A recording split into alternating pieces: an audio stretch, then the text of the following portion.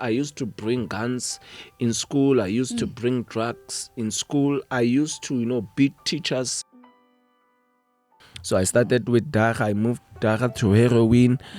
And I moved to crack. When I was smoking crack, that's when I started losing my mind. Then 2010 November, that's when things happened, because by then I came out, I started stealing cars.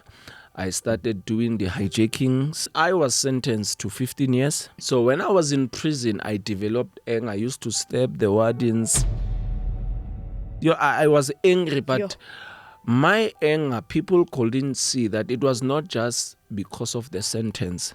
It was because of a life without a purpose. I used to carry a gun. I don't carry a Bible.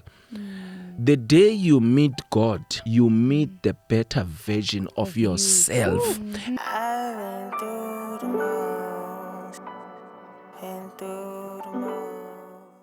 Hello, Centtwinz family. Welcome to another episode of I've Been Through the Most podcast right here on YouTube at Centtwinz TV. Whether you're watching us on YouTube or listening to us on Spotify or Apple Podcast, welcome. We appreciate it so much. Make sure you hit a like on this episode, comment down below on your thoughts, as well as subscribe or follow us on those audio platforms. We always love hearing what you have to say. Yeah. Interaction is key, Very key. We value your feedback, and thank you for joining us today. And thank you for being part of an award-winning podcast family. How can we forget? We are also on social media, and it would not be the same if you were not following us there. So go ahead and follow us on our different social media platforms. Make sure to leave a comment, especially on this episode down below, Millicent, because we actually do respond to all the comments. Yes, we do. Make sure you leave something positive there for us, okay? And give it a huge thumbs up. We appreciate your feedback always. And of course, if you have a story to share, it's simple. All you have to do is to send us an email. The email address is down below. We look forward to hearing from you. Now, today, we have another exciting episode, as Millicent would say. Listen, it's not just exciting, What I really love about this platform is that we have life-changing stories. Yes, we do. That are there to inspire you, to change your life, where tests actually become testimonies. Come on. And people share their stories, and not just for entertainment, but really to help you, the viewer, to help us, to help somebody watching out there to make better choices, better decisions. And we really, really love our guests because they're so brave to sit on the hot seat. Today is no different. We have a preacher, a minister of the word. His name is Thapelo, and he is from prison to the pulpit, and he's going to tell us all about that. Welcome.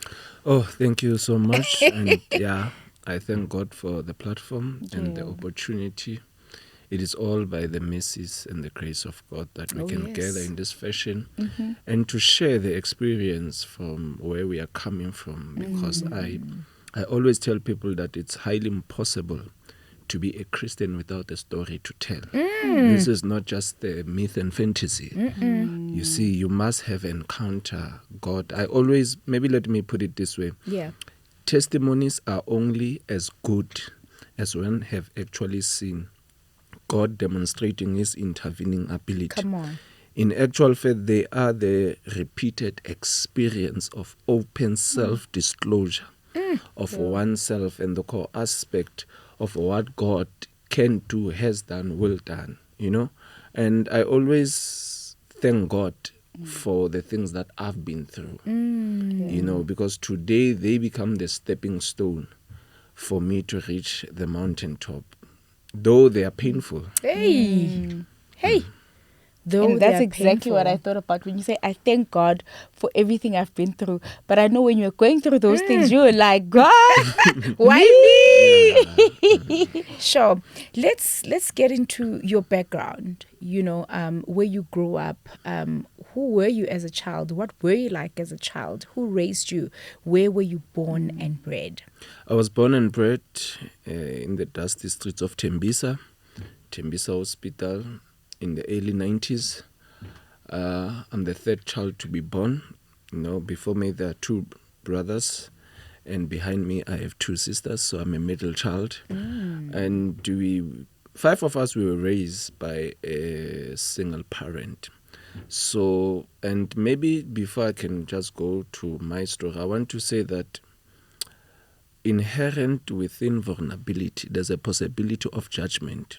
However, one becomes vulnerable for the greater good that can be gained as a result of being vulnerable. And I believe that there has to be vulnerability. Yes. And there has to be an openness, you know, to open up and share your story, irrespective of, well, people, they might, you know, find something faulty about your story. But nonetheless, for me, I need to hide behind the cross and just lift up Christ so that he can be revealed in my life. So I was raised in a very poverty-stricken environment. So much so that my mom used to move from one room to another, you know, that kasi spaces. Yes. And I remember in 1997, I was doing grade 1, Komodiopo, you know, and we were homeless, literally homeless. It was during that time where they were building those RTP houses, not like these ones that are built Now, but those ones in the 90s. So it was really tough, you know, growing up and you don't know your dad. You know, that's when we're going to get into the real stuff of how I ended up finding myself incarcerated, you know. Okay. Wow. I see. So, you know, the foundation always is such a important part of our story, you know, because what we realize when you're an adult is that the broken I guess narrative of how we grow up and everything, it's a part of you. Whether it changes or whatever, but it's always a part of you, right? So from that household being raised by a wonderful single parent, and then you grow up, you don't know your father. Do you know your father at this point? I don't know him. You've never met him? Never. I Never. think maybe I was 2 years, but that time, of course, is during the infant stages. So You don't remember you know, anyway. the consciousness of him coming back to my mind is not there. So, and I always tell people, because sometimes when we tell this story, I have to tell it as it is. It's not like I'm looking for, you know, scapegoat. I'm looking for blaming somebody for the mischief that I've committed. But yet, this is the story That's as the it story. unfolded, you know. So, I recall back in the days, you know, I was the only child because 5 of us had different fathers. So at December, you know, during December time, those 4, they will go to their fathers and get some Christmas clothes, food, and I'll be waiting at home. For your father to fetch you? No, for them to come back and distribute and donate for me because it was only me that I didn't know my father. And that thing created anger in me because, you know, I always tell people, in fact, let me just say this statement because I do the men's conference. Okay. I always say that, and I'm talking to men, calling out men to man up. And there's a quote, you can quote me, it's very funny, but you can quote me. I always say, no baby mama formed against you shall prosper if truly you want to be a present father. Sure. Because sometimes men blame women, oh, she's toxic, she's what, trying to find an escape of being present in their child. Right. Because, I mean, you know, even the book of Proverbs says that, you know, out of the heart, you know, we must guard, the heart, you know, their heart with all diligence because out of it flows the issues of life. Now, the heart of society, it's a home. You see, and out of that home flows the issues of life in the society. The reason why we are having a broken society today is because of the household. You can never deal Nama effects effectively unless you go to the root cause. And the roots are at home. And if the home is dysfunctional and incomplete, you're going to have a chaotic society. As a result of that, the nation will be confused. Hence, you see the global world. So I'm coming from that dysfunctional, incomplete home. And I'm not, my mother, she's a stalwart. My mother, she's a hero. Even to this day, may her soul rest in peace. You know, she fought and I could see that she tried her level best. But again, it's difficult for a woman to raise a boy child. Very much difficult. So as for me, you know, growing up into those spaces, I developed anger. You know, my anger was in such a way that some of the crimes that I've committed in this country, you could tell the level of violence that something was wrong. I mean, when somebody is behaving in that manner, it's abnormal. Let me put an example. If you see a school child, behaving strangely within the premise of the school, that's abnormal behavior. She's the one or he's the one that needs more attention than those who are punctual, than those who read their books and do their homeworks. So such was my case. I used to bring guns in school. I used to bring drugs in school. I used to, beat teachers. And I'm saying these things, like I said, vulnerability. I'm not saying this as someone who's proud. I'm looking back in reflection and introspection and saying, okay, these things have happened, and I'm taking fully accountability. Correct. And responsibility for my actions. So I'm growing up in Ivory Park. I used to hang around because, no one just wake up and decide to become a con, decide to become a criminal. I used to play soccer. And that was another way of coping with the realities of life. And it was all good, but the kids that I was playing soccer with, they were not like me. They were not coming from the situation I'm coming from. At home, there are a lot of cockroaches in the cupboard, and across the street there are homes with light. Across the street there's shack, there's no electricity, those informal infrastructures, etc. And it was so difficult that I couldn't fit in, because one of the greatest things in life is to find a place where you can belong, where you can fit. And I couldn't find that fit within the circle or the group I was in, because sometimes we're hanging around, oh, my father's going to buy me soccer boots, oh, my daddy bought me this. And you know that when you are going back at home and there's no food there, there's nothing. And I had to look for people that are same as me, who are complaining like me, who are experiencing the same thing. Now, when we get together, of course, like I said, let me put it this way, alcohol, substance abuse, those are not a real issue in society. Those are coping mechanisms. Those are escapism. People are dealing with real deep-seated issues. Because they don't want to deal with those things that they are facing, they tend to tap into alcoholism, substance abuse, etc. So, Lerona, we had to find coping mechanism. So I started with Dara. I moved Dara to heroin, and I moved to crack. When I was smoking crack, that's when I started losing my mind, because you have to do crimes that are unimaginable. So how old are you at this point? At this point, I was 16, 17. To a teenager. You are in your hectic years. Yeah, but remember, experimenting everything. I'm not just experimenting. I'm playing a role of my father, because now I had to hustle. I had to bring so the bread. So you are independent. It's not like you have to look out for yourself. But Mama, she's trying, but Rabona Horlena, it's not enough. Go to kitchening and stuff like that. It's tough for her. And Luena, you look at, oh, Mama, I'm looking for All-Star, but Mama cannot afford All-Star, so you have to go out, rob somebody, come and go and buy yourself those All-Star. And it was very much difficult, to such an extent that I started crime caucus. We used to break those Indian containers. We will take the sound systems and everything. No one just wake up and go and hijack a car. You start somewhere. Then we were arrested for housebreaking and theft. We were taken to, there was a place in Krugersdorp called Jumbo. It's for minors. Okay. Those who are minor, and we meet other kids who are same like us. Is it like a prison? But not really like a rehabilitation center? It's a rehabilitation center. It is a rehabilitation center. So then 2000 and... How long were you arrested for? Sorry.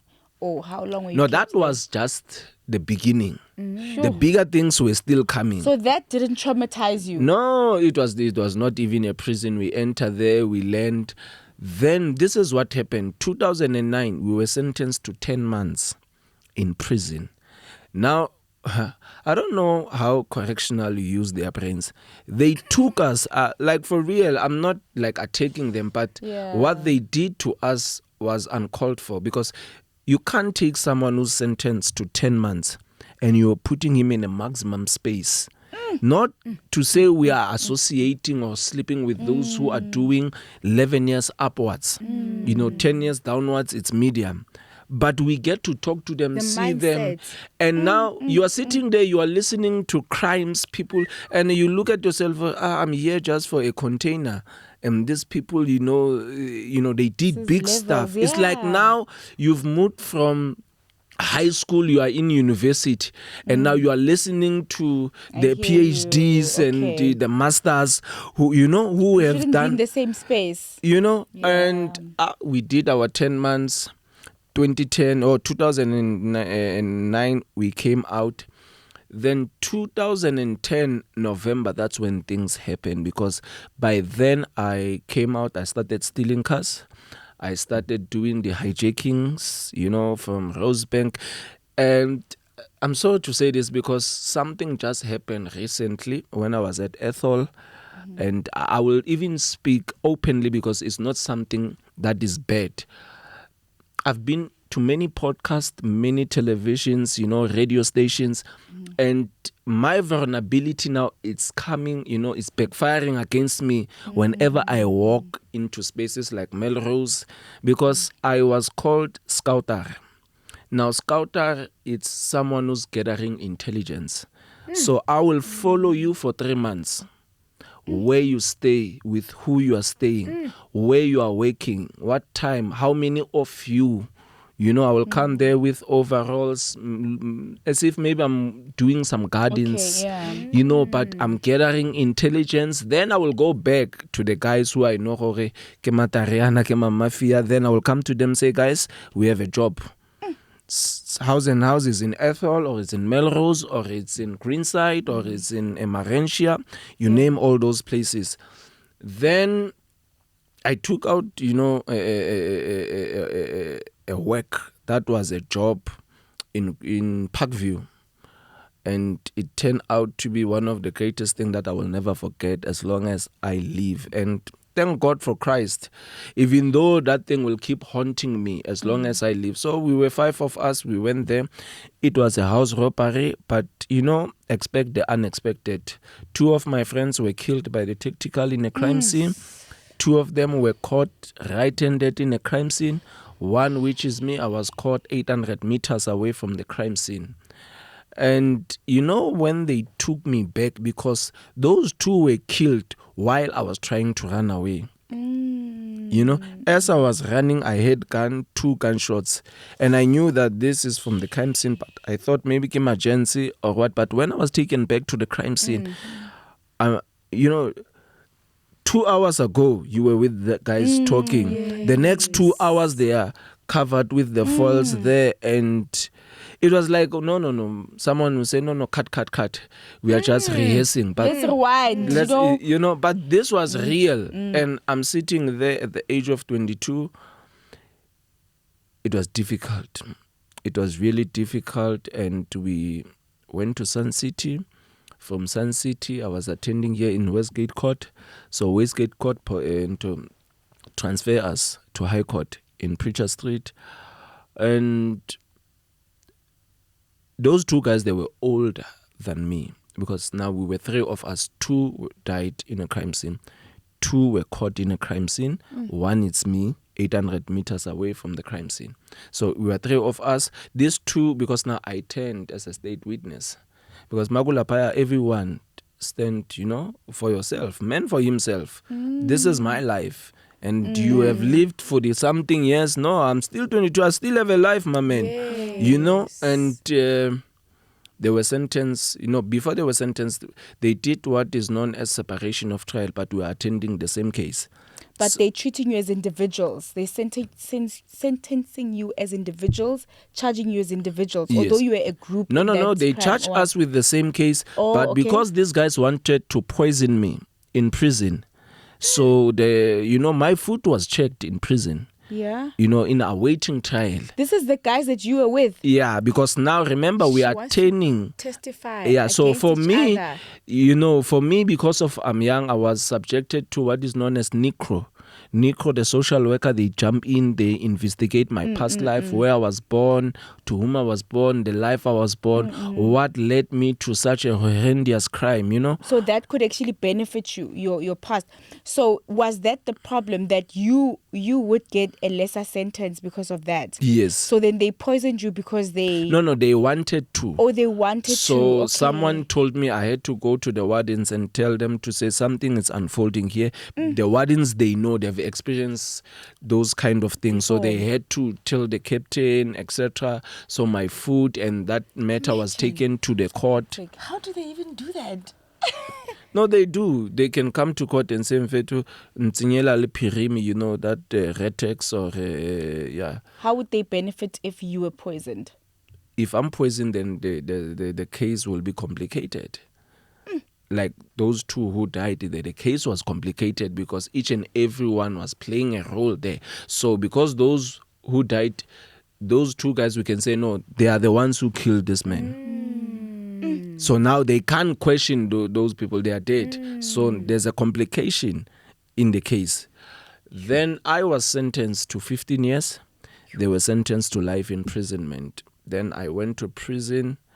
No, there's nothing that I haven't experienced. Hence, I'm a motivational speaker in schools, and I deal solely so with the notorious young men who are like me back in the day. Okay. So when I was in prison, I developed anger. I used to stab the wardens. I was angry, but my anger, people couldn't see that it was not just because of the sentence.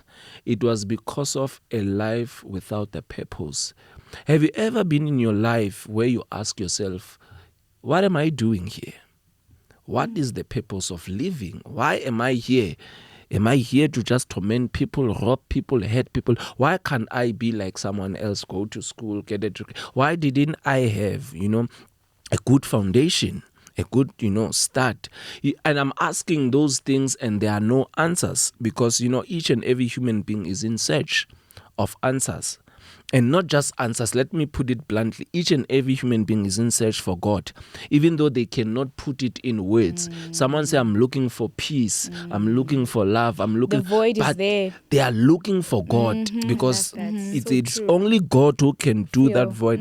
Then when I was in prison, there's a friend of mine, unfortunately, he went back to crime after 14 years in prison. I met him in prison and he was shot dead. So this guy, and I won't mention his name because we are not, I don't like talk about names of the people.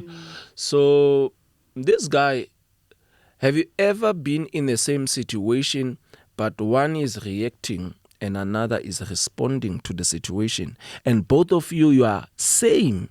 You are experiencing the same thing. You don't have the resources and things, but this guy, I'm reacting to the situation. He is responding to the situation. Then I'm like, my guy, look, Mina now we don't have a visit.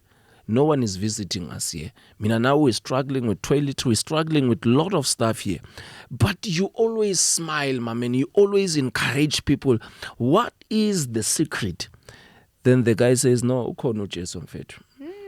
I found Jesus. I'm like, whoa, you are studying with your thing. I used to carry a gun. I don't carry a Bible. Then there was something in me and someone gave me a little, it's a devotional book. Within that book, I read the 5 questions of life. Whether, regardless of your church affiliation, regardless of your belief, whether you are a Muslim, whatever belief system you subscribe to, you have to answer those questions. The origin, where do I come from? How did I get here? Who am I? Your identity. Why am I here? What is my purpose? How should I live here? Morals and ethics. Where am I going? And now you are sitting there. It's not just I'm there for 2 months. It's going to be a long time, close to a decade. And I'm sitting in prison. I'm asking myself, I was tired. My sister, I was tired in a sense that I knew if they release me today, You know, they can open the gates and say, Thapelo, go home. Yes. But next week or 2 months down the line, I'll be back. Because I wanted something that transcend, you know, psychological, behavioral science. I needed something real. And I can guarantee you, only Christ was big enough to forgive me and to cleanse me from all that I have done. And once I found Christ, let me put it this way. The day you meet God, you meet the better version of yourself. And that unleashes the gifts and the talents. Sure. And I begin to discover, say, Thapelo M, you can speak, you can write. Then everything changed. Because I remember, you know, my first sermon I was high. I smoked weed. For real. Thapelo. And this guy, because in the morning there was a cell where we used to pray. This guy used to come to me and say, Thapelo, you know, let's go to pray, because I had a lot of issues. My mother was sick outside. Things were bad inside and outside. Okay. You know, and this guy, you know, all of the sudden, Thapelo, you are preaching. I say, whoa. Then I stood up. You know, when I started preaching, I'm an offender. I'm preaching to another offender. And now, there in a balcony, there was full of wardens. Now, these guys, they were calling each other from different sections to say, come and see. But they used to do like that to come and beat me, because maybe I stepped someone, or I commanded from the gangsterism side for someone to go and step someone. Now they are coming to witness the power of God. And after that, you know, I have to mention his name because I'm going to say something positive about him, which is Chief Takalani. He came to me and said, Thapelo, God is calling you, my man. I hope you follow your calling. God is calling you. And that guy started taking care of me in terms of toiletry. And this guy used to beat me. He used to beat me and say, Thapelo. Now, because he begins to say, no, sometimes I always say this, don't see a person as he is, but see him what he or she might become if transfigured by the grace of God. Because sometimes the way, you know, don't assume your perception sometimes is wrong of other people. Don't see someone as a drug addict. See the testimony that will come out of that person if God, through your instrumentality, you comes in. Unfortunately, we are living in a time where I've seen it in other churches and this is something that I don't understand, my sister. You know, people, they will, you know, come out of their churches and go to prison. No, we are doing the work of the Lord. We are here to tell you about Jesus. You accept their Jesus. Now you are coming out, you know, you are coming to their churches. Now they don't believe that you are converted. No. Or the same people they preach to you. No. People, you know, the prison minister, there's hospital minister. There are people who came to prison. There's one guy who introduced me to those people, the one that I told you that was shot. Yes. He went back to crime. That guy introduced me to the church. So I used to go to the chapel in prison. So there were outside people who were coming to prison, sharing Bible study. That's when I will start asking questions, things like that. And during the week, we will have the prayers, you know. And now those... So then you come out and then it's like, they're like, you're not convicted. What do you mean? I'm telling you, I can go to a church and no one knows me. I just come with my, you know, blazer, sutunyana, and I'm sitting there. No one thinks, they think, no, he's the same like us. Then he said, okay, we are having Brother Thapelo is going to share the testimony. After the testimony, when you come back, people are removing their cell phones and their bags and they are watching you closely. But here's the thing, my sister. This is a stigma. It's a scar. Each and everyone is a scar. You might not have been into prison, but there's a certain scar. You know, Jesus said, you know, if you want to follow me, pick up your cross. Your cross might be your pain, might be anything. My cross is a stigma of prison. I have to carry it until I drop and die. So it is my psychology. Do I allow the opinion of people to define me, or do I allow God to define me? My relationship is not with the church. No. My relationship is not with the Christians. It's with Christ. There I have fellowship and for edification. Yes. So that's when I go to church. But here's the thing that I want to speak loudly about it. People must take care of their kids. Relationships are complex and complicated. Sometimes marriage ends in divorce. Sometimes people must part ways. Irrespective of that, the reason ke sa actually know why society is so, it's in the home. And if the home, number one, the head of the home is not merely the husband, it is God who operates within the husband, then the husband will lead the wife and the entire family. But today we are having broken homes.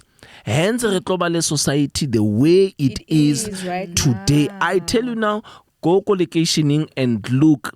We can come with a lot of programs and a lot of, until and unless we address the issue we are going to have a chaotic society. And unless and until people find God, not just running away from their issues, running away from their problems, running away, I'm telling you now, wherever I go, I'm facing challenges. I could have given up. I could have, went back to crime. The things that I tried to accumulate, the things that I've written a book, I've developed a brand called Born a Genius. I did not go to school, not because there was never an opportunity to go to school. You are free to choose, but you are not free from the consequences of your choices. Yes. The choices still there are, consequences, irregardless. I mean, there are people. We might see you in TV and think that you just wake up one day and reach that level. You worked hard. There were times where you doubted yourself. There were times where things were difficult. But because you believed in God and you believed that there was something there, you put the work and things work out. Right. So we just want to wake up and one day and things, they must just happen, So I told myself after my post-release, what, Thapelo, I've experienced a lot of things. I'm sitting here as a divorcee, and things like, I'm in a season now where I'm asking God to say, what else must I face? Because of the devil, he doesn't pursue people who are doing nothing. As long as you are not messing around his kingdom, he doesn't care. You can be a nominal Christian, wearing those things. I always tell people, Christianity is not inherited. You must repent and come to Christ. And I always tell myself, life is not about perfection, but it's about progress on a daily basis. So I'm saying this thing also, understand a journey of someone like me is a difficult journey. And not just to solicit pity, but I'm just telling you the truth. This is something that a person must face, but it's up to the individual. You give up, you quit, or you press on, like Paul have stated. Do you know? Jeez. Thank you for that. I want to know, right, because we've almost come to the end.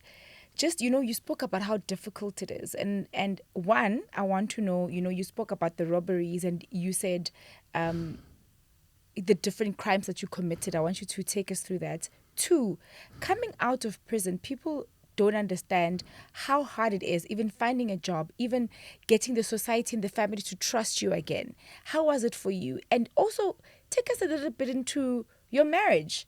Did you get married after you came back from prison? And how you met your wife and what you think led to your divorce? I'm an ex-convict and I will forever remain an ex-convict. I've accepted that it's my reality and I've dealt with that emotionally and psychologically. Number two, when I came out of prison, the Holy Spirit, like Jeremiah, was shut up in my bones like fire. It was just burning. I started traveling from here to Botswana. People will just take me and I will preach with vigor and vitality. I will preach the gospel, and things started happening. You know, I wrote the book. I remember 2020. I came out of prison 2015, 6 January. 2016, 19 March, my mom passed away. The church helped me, which is the Seventh-day Adventist Church. It's just opposite Leokop. There's a building there in Sunning Hill, 2nd Milan Road, if you see. So they helped me to bury my mom. Then, of course, by traveling, you know, the sisters in Christ, when you are up there, hallelujah. At that time, Thapelo is famous, hey? Oh, brother, oh, man. You know, and of course, I wanted to do the right thing because I look at how I was raised from different fathers, and hence I am 33 years old. I still have one child because I don't have time of allocation who are going to be the nyaope, who are going to terrorize the community because of the anger of where is their father. Then, of course, when my book, I met a sister Komdeni ko Soweto because the bailebang hijack alena konto. I was hijacked at Rustenburg. Driver Mazda 323. Those how old did school. I'm like, hijack a whole hijacker. Like, how did they get there? No. And what's the conversation like at that moment? No, the hijacking was orchestrated by my ex-fiance because before I got married, I was engaged first. Okay. So, and now I was engaged to this sister, and only to find out that she was having a different type of life that was not aligned with my calling. Okay. So since I have a past, I try to speak to her to say, look, Kinane Paste, I'm not judging you, but can you come off from what you're doing? Let's focus here. And she says, on Totekeleana, and you leave me like that. I'm saying, okay, let's part ways. So then she was still hurt. You know, I guess. And I suspect, I'm not saying it's her, but there's some suspicions because the way it happened, it was like designed. Because when I arrived in Rustenburg, I was going to see her, and the very spot where she said I must park, that's where the guys came. And I saw the gun come out window. I knew it's happening, and I know from experience that when you see the Lord say they are just material possession, they come and go. Life come just once. You know, there are people say we are living every day. No, you live once, you die once, you live every day. You know, you live, etc. So I met this sister. Wait. So you see the gun on the mirror. Okay. Because I'm trying to learn something here, okay? Because you're speaking about, no, you have to value your life more than material things. Because what happens in a hijack is that you're trying to save your car, you're trying to save your phone, trying to save your assets, and then you forget that these people can take your life. So how did you then react? Like, what did you do? Yes. Because today you are sitting here. How did you respond? No, respond. Well, you know, they knocked They with knock a on the door, yes. on a window, With the gun. because I was busy with the phone, parked the engine was off, Yeah. and I saw the gun, I knew it's happening, and the guy says, come out, I open. Whatever I demanded, I gave him wallet, I gave him phone, I gave him keys. You know, those cars are no insurance or whatever. And you have to stand and watch the car disappear into nothingness. And I knew I was hijacked. I had to go inside the town, ask for people to make some calls, get some help from people I know from church. Some they come, you know, and pick me up. They took me home. Okay. Yeah. How did that feel? That used to be you. No, the other guy Doing teased that me. to other people. Yeah. You The know? other guy teased me, it's your time now. Good. And I had to laugh, Sure. but inside, I'm thinking about this was my first car, like legally, like you know, those things Correct, that you yes. stole. This was something that I was starting life in an honest way. Yes. And I was so hurt. But you know, the church, they will convince you, which is a good thing. Counseling, no, Thapelo focus. You know where you are going, because now you are thinking revenge. You are thinking, I have to go hostel, go batlas tunya, you know, get some gun. But I realized, then my uncle moved me from Tembisa to Soweto. So in Soweto, I'm restarting again life. It has always been like that in my journey. I have to always restart. The devil is on my case. And when I got to Soweto, that's when I met the sister. During COVID-19, that's when I started writing my book, From Prison to Pulpit. The book was published, then that's when I started making money. Things, they were good, sister, and we got married. Not like white wedding. Okay. We in Lobola, the dowry was paid. I go Orlando West, and we were planning for something big in the distant future, but unfortunately the enemy has done it again, and I'm not open enough to go to the intricate details of what happened. And for now, I know myself, my sister. Not even sitting here, I'm telling you, even now, there are only two doors I'm facing. It's either I endure to the end with my purpose, with my calling, with the dream of a born genius that God has implanted in me, or I take that other door. And that other door, it has three things. One is a wheelchair, two is prison, three is the grave. So I have to decide, because I have a PDP driver's license. I can tell you now how many times I applied. I did, the long distance, and I'm not blaming the system. However, correctional service did not call me. You see, there are people who are sitting at home blaming the government, blaming. If you can't find opportunity, you create opportunity. You see, you did not invite me here. I sent you an email. I had to go to Facebook, and today, this is the reality of what I've been doing December on my phone. I'll show you now. I have a company that I've developed, which I have is called Storytelling and Oratory Consultants. I'm a public speaker. I've been to platforms, and I'll be working with Thapelo, David Molapo, and we've been in conversation. I shared with him stage, Go Beachwood Hotel, the 14th of December. So I want to register my thing. I've been participating, about which they are not benefiting me, So God has given me this dream. This born a genius is my intellectual property. I develop it. I speak. Maybe let me make an example. I talk to students, go university. Your aptitude must match your vocation. You see, the aptitude, your talents. You cannot be a lawyer when you are inarticulate. Because as a lawyer, you are going to go to a courtroom. You have to argue, and debate there. But if you can't articulate it, no problem. So you have to, gravitate towards something. And again, Kibuka, from prison to pulpit, I have to reprint. In a nutshell, na keshabilogi divorce, currently, I don't even want to reveal where I'm staying now. Things are still tough. But like I said, some people will come and solicit funds and as a beggar. No, you work hard, you show to what you have produce, so that when people, they can meet you halfway to give you that just a little bit kickstart, so that you go back there. Now my dream is to build South Africa. My dream is to go back to the prison, is to go back to the drug addicts where I've been, because I come there, I understand that space better than someone who have theory but lack the experience. That's my dream. And I want to thank you, my sisters, for this platform. I want to thank you for the opportunity that you afforded me. And I'm looking forward, because I've been listening to some of the things that have been said here, and some, they are quite contradictory at some point. But who am I to judge? We just come and we just share the experience. I believe a life experience cannot be gainsaid. It's something that you've went through. This is my life, and thanks for everybody who is here. And I think, as you're saying that, maybe just give people your booking details. I mean, you're available for bookings to speak at school, conferences, meetings, men's conference, women's conference, all that. So where can people get you? How can people make use of your service so at least it can help you?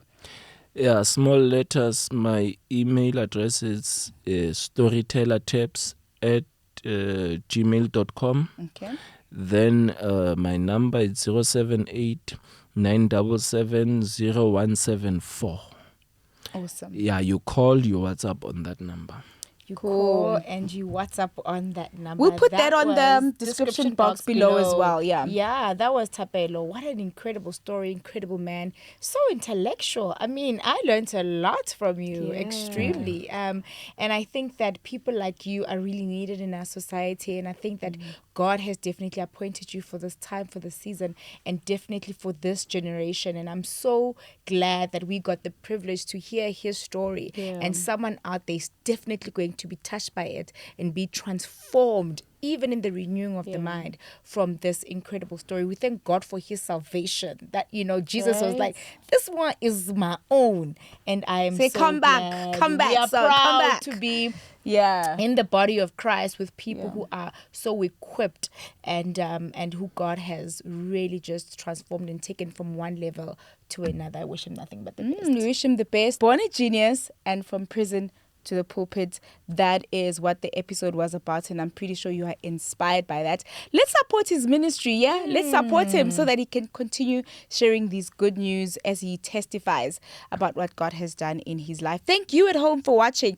This podcast would not be possible without you, whether you're watching on YouTube or listening on Spotify or Apple Podcast. We absolutely appreciate you. Let's meet in the comment section. We've come to the end of the show. From our crew that week in, week out do an incredible job. Thank you. For myself, Millicent. And myself, Innocent. And our awesome guest, Thapelo. It is bye for now. I've been through the most. Been through the most.